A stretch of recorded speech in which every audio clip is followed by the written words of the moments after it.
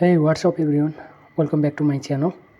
आज चाहिँ हामी YT स्टुडियोलाई कसरी क्रोममा डेस्कटप मोडमा चलाउने भनेर सिक्न गइरहेका छौँ 2023 मा। तपाईहरुले चाहिँ यदि तपाईहरुसित अलरेडी प्ले स्टोरबाट डाउनलोड गर्नुभएको छ भने चाहिँ डेस्कटप मोडमा काम गर्दैन YT स्टुडियोले।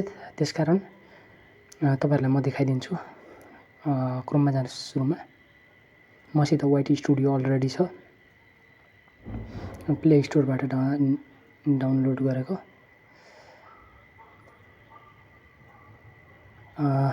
क्रोममा जानुहोस्, youtube.com मा जानुहोस्।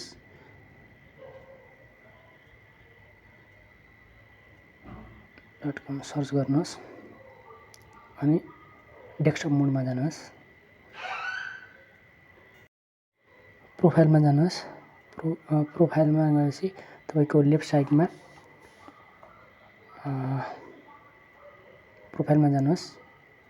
तपाईको लेफ्ट साइडमा YT स्टुडियो भन्ने छ।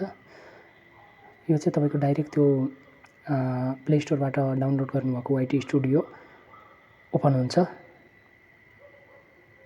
अब तपाईहरुले सुरुमा चाहिँ यो YT प्ले स्टोरबाट डाउनलोड गर्नुभएको YT स्टुडियोलाई तपाईहरुले डिलिट गरिदिनुस्। डिलिट गरिसकेपछि यसलाई चाहिँ तपाईहरुले सबैभन्दा पहिला डिलिट गरिदिनुस्।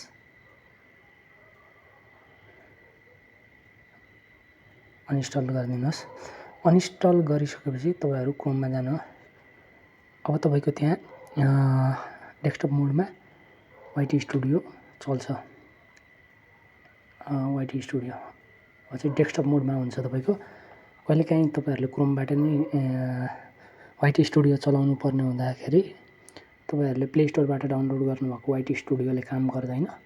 त्यतिखेर चाहिँ क्रोमबाटै YT स्टुडियो युज गर्नुपर्ने हुन्छ। अनि यसलाई चाहिँ तपाईहरुले गुगलमा सेभ गरेर राख्नु होला।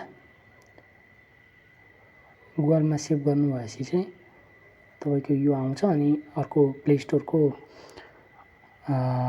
YT स्टुडियो फेरि डाउनलोड गर्नु होला।